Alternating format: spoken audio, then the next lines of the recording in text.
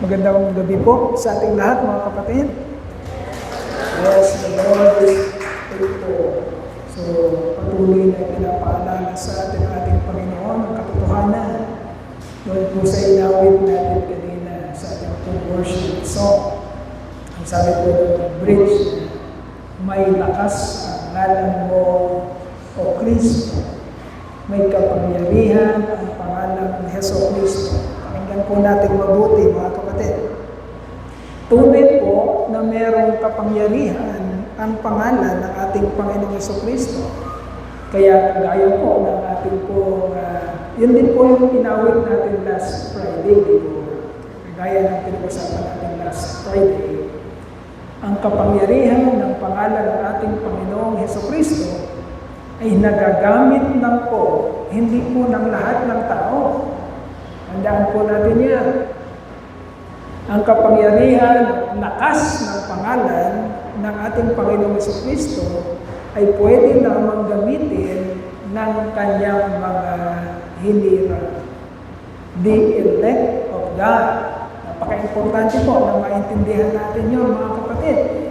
At napaka-importante na ito po'y nararanasan natin sa ating buhay. Lalo na sa panahon ngayon, that the situation of the world is very uncertain. Ramdam na po natin kung ano po ang nangyayari ngayon sa sanlibutan. Hindi natin alam kung ito ay tutungo doon po sa mas malawak na digmaan. Hindi pa po tumitigil yung nasimulaan 3 weeks ago. Magti 3 weeks na. Hindi pa po tumitigil. Lalo pa pong nagiging intense yung nasimulang digmaan doon po sa Middle East. So, importante na nakahanda po tayo. Sa ngayon po, hindi na po natin pinag-uusapan yung kahandaan natin economically because lahat po tayo tatamaan economically. At nararanasan na po natin yun na tumaas po ang lahat ng mga bilihin. Ako po bilang kontraktor, nagtaasan na po yung mga materyales dito sa construction dahil po sa pagtaas ng gasolina. At hindi ko alam, hindi natin alam kung hanggang kailan mag-i-extend ito po, ganito pong klase ng sitwasyon, kaguluhan na magiging dahilan po ng ating kahirapan. Marami pong maghihirap ngayon, mga kapatid. At di natin maiwasan yan. Kapag na-prolong po ang gero na ito, napakarami pong maghihirap. Tatatlong linggo pa lamang, pero yung sinipa ng presyo ng gasolina ay dumoble na. From 50 to 100. Magkano na ngayon, Michael? 105? 105 na. Magpapagasolina ako noong isang araw, dahil nakita ko yung presyo, nagmamadali ako doon sa refill ba yun sa Palanga? Nagmamadali ako kasi nakita ko yung presyo, 99.50. Nag-iisa siyang mababa. Nung pumipila na ako, nandun na ako sa gasoline station, nung pumipila na ako, biglang nagbago. From 99.50 naging 101.70. So, nandun na ako. Nagbago pa yung presyo. At magbabago pa daw sa mga susunod na linggo. Kaya, hindi natin alam. Ang pinakamahalaga, mga kapatid, is tayo po'y nakahanda, hindi man economically, pero nakahanda tayo spiritually sa kung ano ang pwedeng mangyari abruptly sa ating sitwasyon, mga kapatid. So, sa mga pagkakataong ito, Ang tunay na hinirang ng Diyos, mga kapatid, ay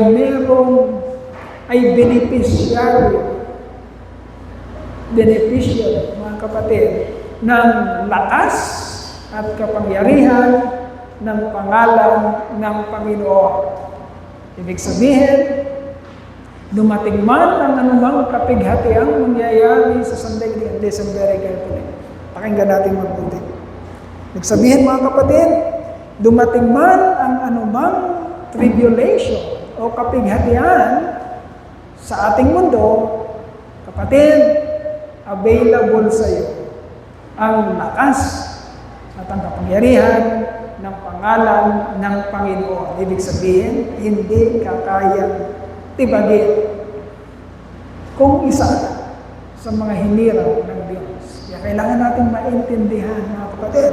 Ito ang tinatalakay natin at patuloy nating tatalakayin sa buong isang taon. O baka mag-extend pa tayo sa susunod na taon. The Fuego Light. Listen.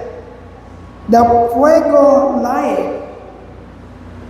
The light to the fullest in Christ. Yun ang ibig sabihin ng the Fuego Light, which is the light to the fullest in Christ. Ibig sabihin, ang buhay na ganap at kasiyasiya. Hindi namimili ng kung anumang sitwasyon sa mundong ito. Okay? Taglay-taglay mo yon, kapatid. Kung isa ka sa hinirang ng Diyos, taglay-taglay mo yung sinasabi na pinag-aaralan nating the Fuego Light or the light to the fullest in Christ or the abundant light that Christ promised to His elect. Pinangako ng Panginoon yun sa atin.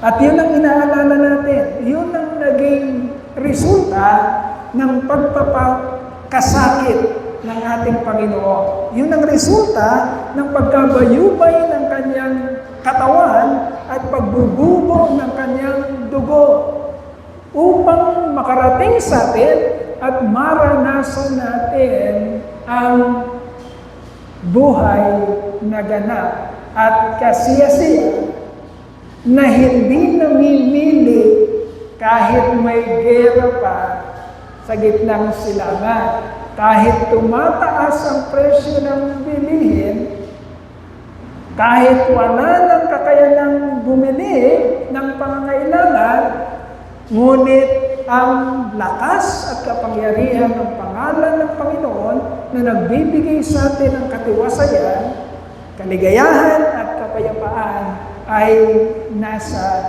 sa atin. Yan ang inaalala natin ngayon, mga kapatid.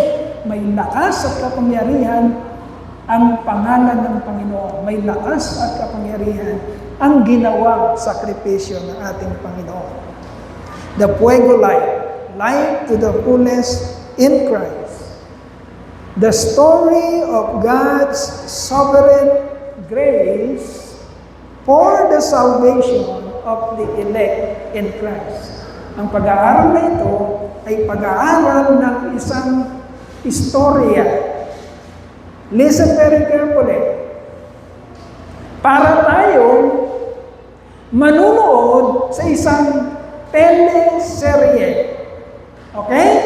Na ang bida ay ang Panginoong Jesucristo.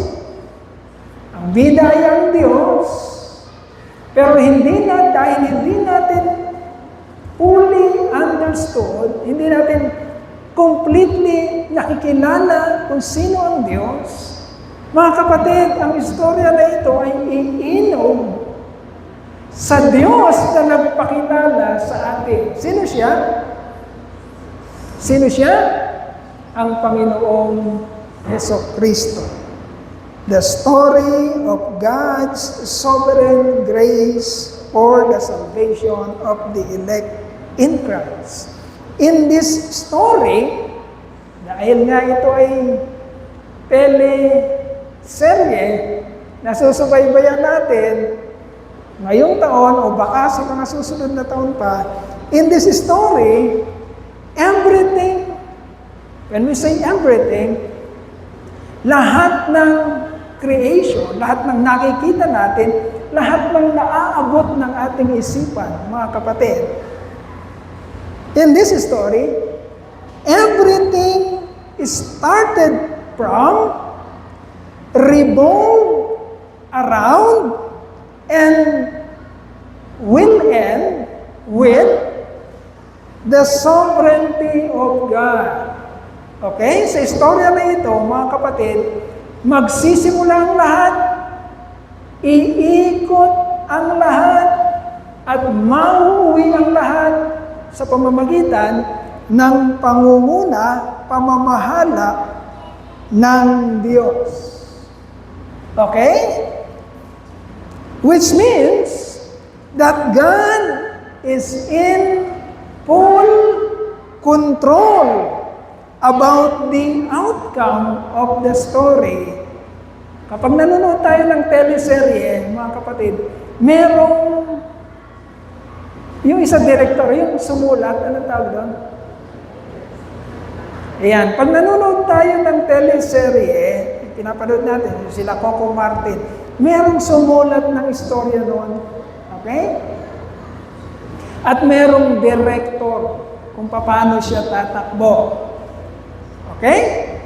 Sa istorya na ito, mga kapatid, makikita natin that God is the architect, He is the writer, and He is the director, the controller of everything, at papupuntahin niya ito sa intended result or intended the end or finish.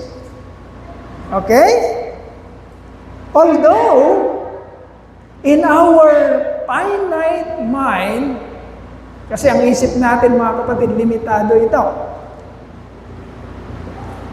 Hindi natin alam ang lahat. Limitado ito. Kung ano lang yung nakikita natin ngayon, yun lang ang masasabi natin.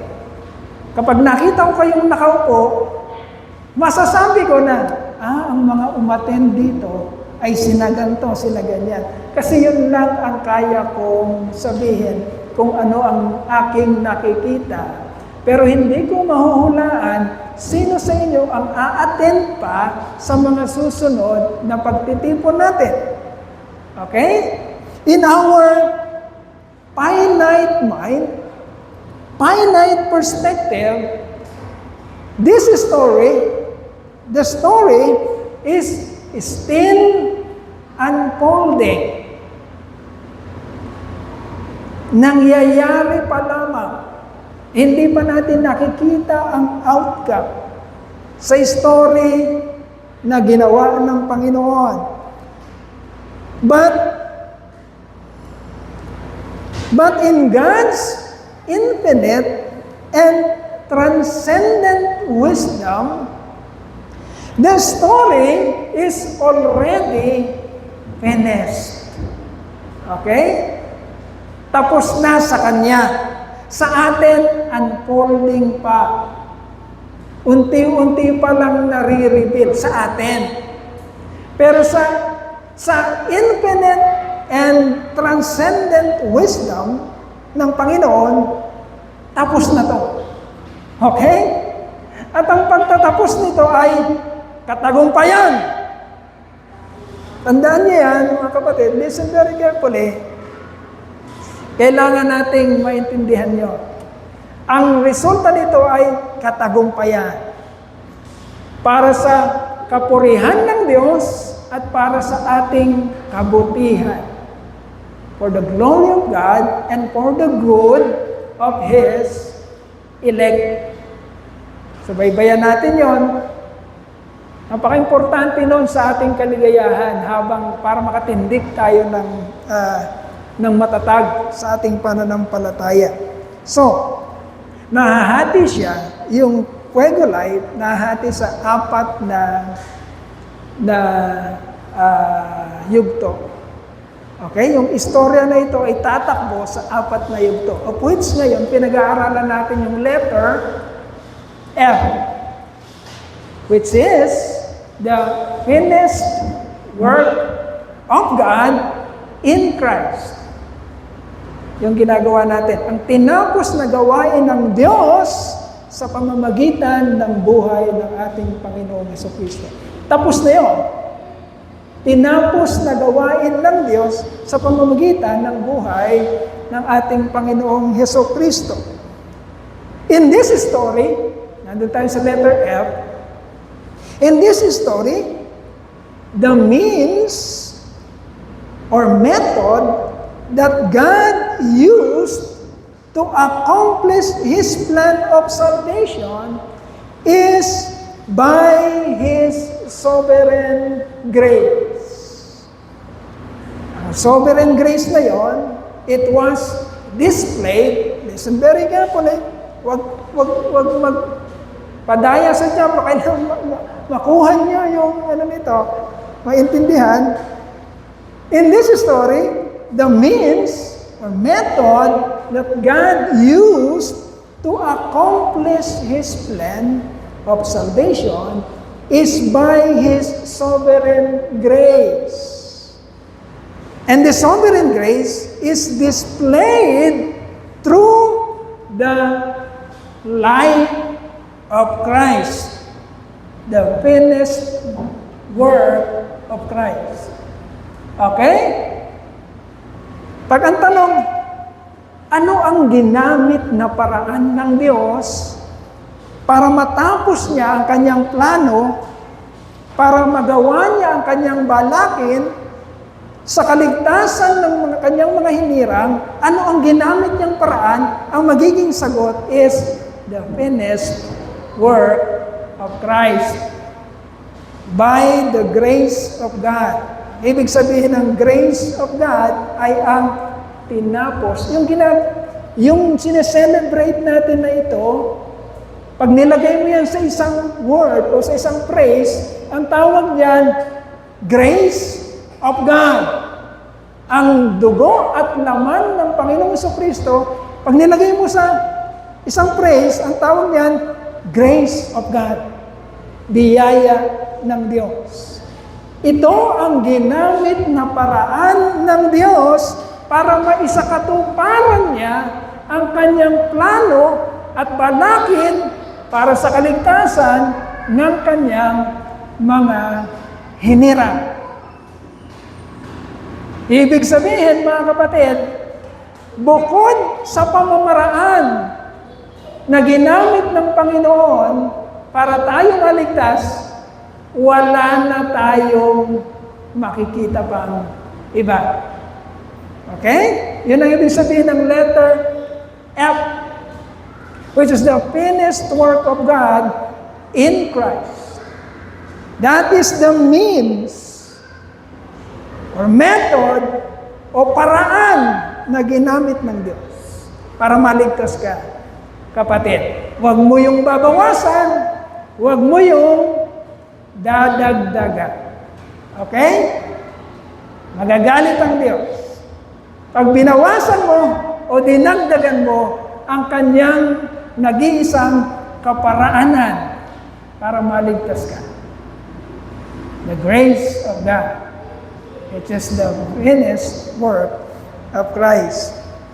Now, yung letter U, in this story, the motive behind God's work of salvation, mga kapatid, ang unang tanong, anong ginamit ng Lord na paraan? Ang ginamit niya ay ang buhay ng Panginoong Jesucristo, kanyang grasya. Ang susunod na tanong, bakit naman tayo niligtas ng Panginoon? Anong motibo niya? Bakit ginawa niya ang kaligtasan na yun? Yun yung letter U. In this story, the motivo behind God's work of salvation is the outflow. The outflow. Listen very carefully. The outflow of His unconditional love expressed in the life and in the work of our Lord Jesus Christ. Pag tinanong, bakit naman niya tayo niligtas?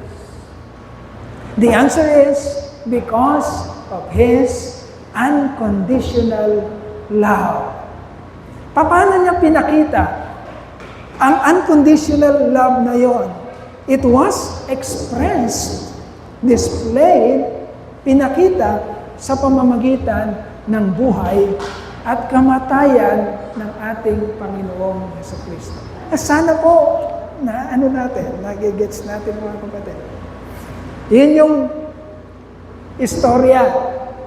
Okay? Iniisa-isa natin. And then, ano yung susunod na letter? E, which is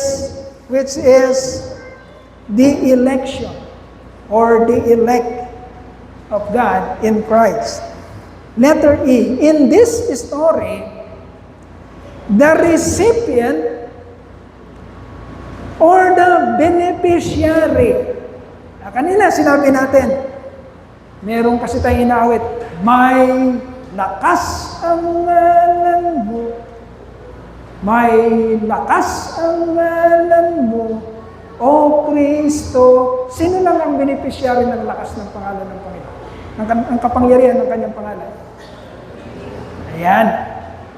Hindi lahat ng tao makakaranas ng kapangyarihan o magiging makaka-experience ng lakas at kapangyarihan ng pangalan ng Panginoon. Sino lang ang makaka-experience? The elect of God. In this story, the recipient or the beneficiary of His unconditional love are those people whom God marked out. Ano yung marked out? Minarkahan. Yung mga taong minarkahan ng Diyos para sa kaligtasan. They are the group of people the Scripture called the elect of God for salvation. Kaya may nababasa tayo sa Biblia, sa Scripture na mga hinirang ng Diyos. The elect of God. Now, huwag niyong guguluhin ang isip niyo na maghahanting kayo na sino kaya ang elect at sino kaya ang hindi elect. Hindi sa ating trabaho yon. Tandaan niyo, hindi natin trabaho na alamin sino ang elect, sino ang hindi elect. Okay? Ang nakakakita lamang noon ay mismo ang ating Diyos. Siya ang humirang at siya ang nakakaalam ng kanyang mga hinirang, siya rin ang magpapabalik sa kanyang glory, kaluwalhatian ng mga taong hinirang niya. Kaya kung ang tanong natin, sino ang magbe-benefit, sino ang makakaranas ng kaligtasang ito na galing sa Diyos? Sino ang makakaranas ng kanyang grasya? Ang magiging sagot is letter E, those people, group of people whom the Scripture called the elect of God. Okay? Mapalad ka, kapatid. Mapalad ka kung nararanasan mo na ikaw ay isang hinirang ng Diyos. Si pastor, hindi niya pwedeng sabihin, hindi binigyan si pastor ng kakayanan at anong tawag doon? Karapatan na humusga kung sino ang elect at hindi elect. Kaya lamang ituro ni pastor ano ang mga pagkakakilanlan or the identities of the elect of God. Yun lang ang kaya ni pastor. Kasi nakasulat dito, ano ang mga pagkakakilanlan ng hinirang ng Diyos. Pero hindi binigyan si pastor ng kakayanan because the pastor's mind is finite, may limit. Hindi niya nakikita ang nangyayari sa puso at sa isipan ng tao, wala siyang karapatan, si pastor, na i-judge sino ang elect at sino ang hindi elect. Pero ang katotohanan, meron talagang mga taong hinirang ng Diyos para sa kaligtasan. At kailangan, kapatid, na maranasan mo yun personally. Kailangan nararamdaman mo yun na ikaw ay hinirang ng Diyos. Bakit? Dahil gagawin sa iyo ng Diyos, ipaparanas niya sa iyo yun. Sinabi yun sa Romans, sa Book of Romans, the Spirit Himself testifies within our spirit that we really are children of God. Nakasulat yun. Ikaw mismo, mararamdaman mo, mararanasan mo na ikaw ay anak ng Diyos. Okay? Hindi ito sasabihin ng iba sa iyo, uy, anak ka ng Diyos. Hindi yun sasabihin ng iba. Ang magsasabi nun ay ang banal na Espiritu na nananahan mismo sa iyo. Sapagkat yun ang sinabi ng Scripture sa Book of Romans. The Spirit Himself testifies that you are a child of God. Iyon yung letter E. And then letter G. Ano yung letter G sa Fuego? Glory of God. Kaluwalhatian ng Diyos. In this story, pag tinatalakay na natin yung istorya ng letter G, in this story, it will be, listen very carefully, lalo na pag pinag-uusapan natin ang kaluwalhatian ng Diyos. Because you are made, you are created. If you are an elect of God, you are made, you are created for His glory. Hindi natin pwedeng i-take yun lightly na ginawa ka nga para sa kaluwalhatian ng Diyos. Anong mga pinaggagawa mo ngayon? Kapatid, kung ikaw ay hinirang, you are made to worship and glorify Him. Kung ang buhay mo ay hindi nagiging kapurihan ng kanyang banal na pangalan, kapatid, ibig sabihin, hindi ka kasama sa mga hinirang ng Diyos. Magtatapatan tayo. Kung wala kang pakialam sa kaluwalhatian ng Diyos at ayaw mo na ang sarili mo, ang buhay mo, ay maging kapurihan ng kanyang banal na pangalan, kung gusto mong mamuhay sa mundong ito, sa kung ano lang yung gusto mong gawin sa buhay mo, sa interest mo, sa kapakanan mo, and then, hindi ikaw ang sinasabi ng banal na kasulatan na hinirang ng Diyos. Ang bawat hinirang ng Diyos, kapatid, ay ginawa ng Diyos, pinili niya, imomolde niya, aayusin niya para sa kanyang kapurihan. Okay?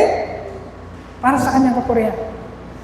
Kaya yung letter G in this story, it will be fully understood. Mauunawaan nga. Sino makakaunawa? Yung mga hinirang ng Diyos. It will be fully understood that the ultimate goal, the ultimate purpose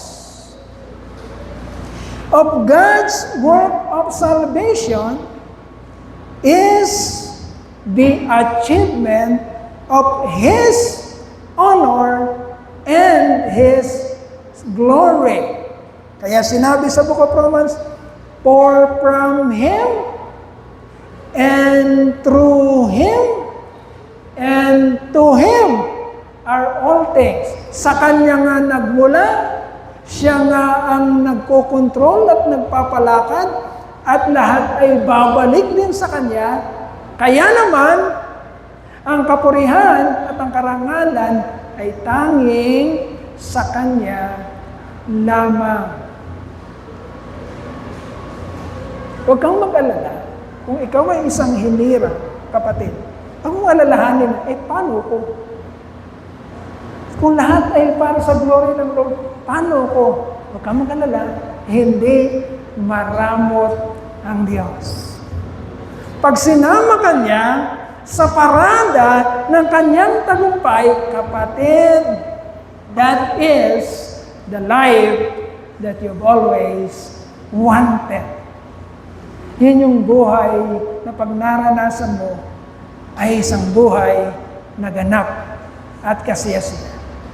Hindi mo hahangarin na mamuhay ka para sa iyong kapurihan sapagkat mag-uumapaw ang kaligayahang dulot ng pakikiisa mo sa parada ng tagumpay ng Panginoong Jesucristo. Listen very carefully. You have no other joy or happiness. Hindi mo masusumpungan yon sa ano pa man. Lalo na ngayon, sa panahon natin, nagpupumilit kang i-establish ang sarili mo. Nagpupumilit kang i-establish ang pangalan mo, ang interest mo, ang kayamanan mo. Nagpupumilit ka. At parang isang araw, parang na-achieve mo na yung pangarap mo na yon na akala mo ay magpapaligaya sa'yo. And then, pumutok ang digmaan. Lahat ng pinundar mo, lahat ng mga pinaghirapan o pinagpagalan mo, isang bomba lang pala ang tatapos at tutunaw sa lahat ng iyon. Kung doon mo nilagay ang iyong kaligayahan, kapatid, kasamang mawawala ang kaligayahan na iyon sa pagkatunaw ng mga bagay na pinagpagalan mo. Tandaan mo, kapatid, ang tanging kaligayahan mo, ang tanging kapayapaan mo, katiwasayan, ay makikita mo lang sa pagbibigay mo ng karangalan, kapurihan, kaluguran, kaluwalhatian sa iyong manlilikha, sa iyong Diyos. Doon mo lang matatagpuan ang kaligayahan na yan. Okay? And then letter O. Ano yung letter O? Overcoming life of the elect. Listen very carefully. Overcoming life.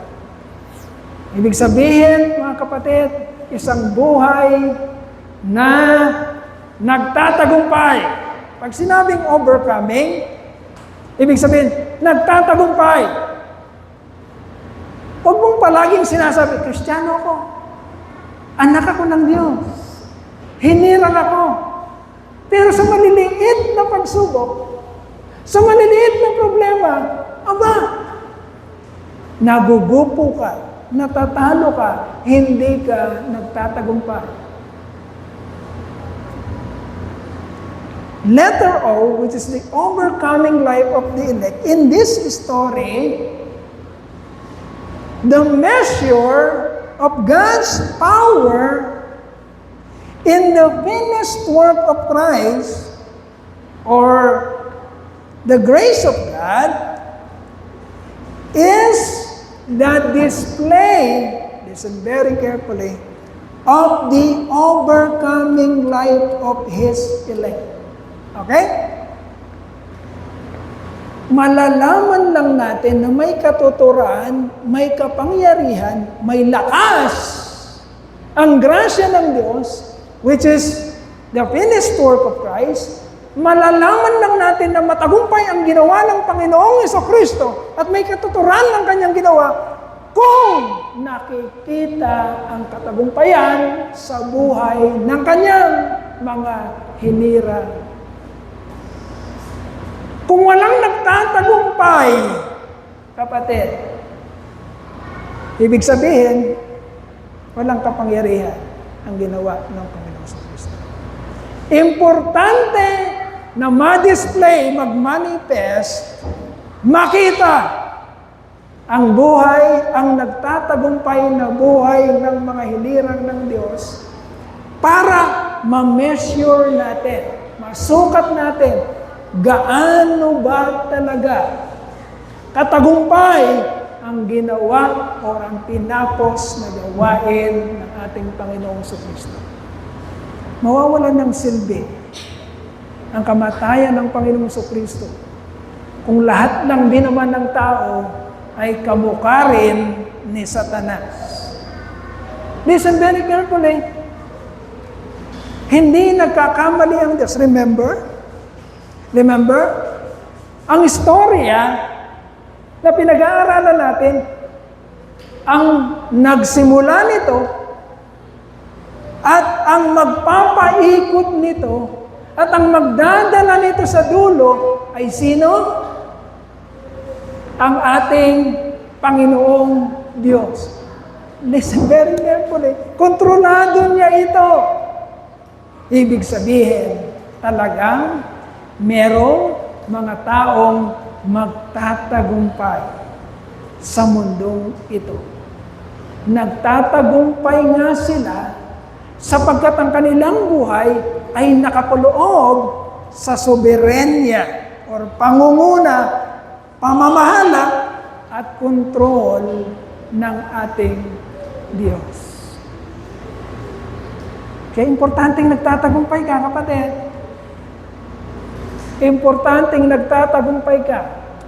You cannot claim salvation. You cannot claim the title of being a child of God, of being a Christian, of being an elect of God. Hindi mo pwedeng i-claim yon kung hindi nagbabago ang buhay mo.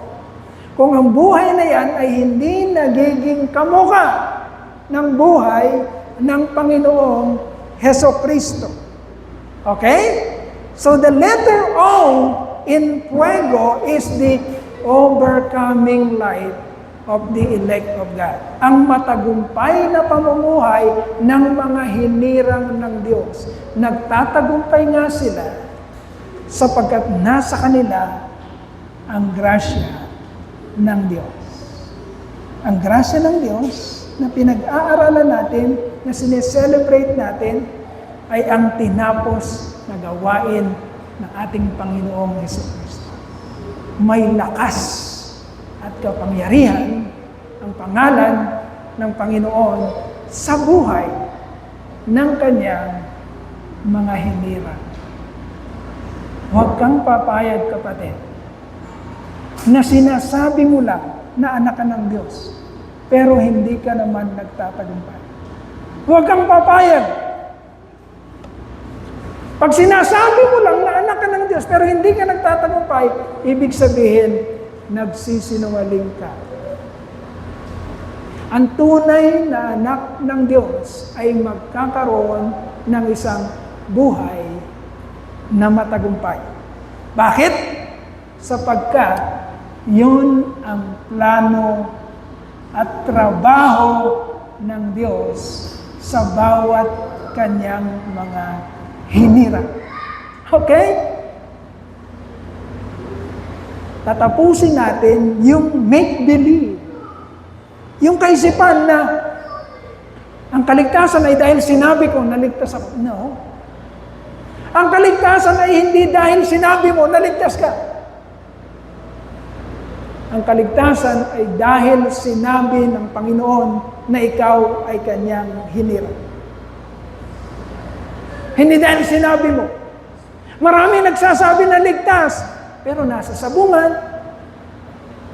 Maraming nagsasabing ligtas, pero sumisiping sa hindi niya asawa. Even pastors, nakakalungkot. Even pastors, sasabihin, manggagawa ko ng Diyos, pero sumisiping sa hindi niya asawa. Hindi ganun ang plano ng Diyos. Amen? Ganun ba ang plano ng Diyos? Yun ba ang pinaghirapan ng Panginoong Jesucristo? Ano plano ng Diyos? Ang kanyang mga hinirang ay gagawin niyang kamukha ng buhay ng Panginoong Jesucristo. Tigilan natin yung mga kaisipan na ako'y ligtas. Dahil sinabi ko isang araw na ako ay ligtas. No. Ligtas ka. Kasi nakapanood ka doon sa plano ng Diyos. Ligtas ka dahil isa ka sa hinirang ng Diyos. Ligtas ka dahil ginagawa ng Diyos ang buhay mo na kamukha ng buhay ng Panginoong Jesucristo. Huwag mong ipagmalaki na naligtas ka dahil sinabi mo na naligtas ka. Huwag mong ipagmalaki yun. Pagmalaki mo na nararanasan mo ang lakas at kapangyarihan ng tinapos na gawain ng Panginoong Jesucristo. Papurihan natin at pasalamatan natin. Tayo po'y manalangin. Hallelujah.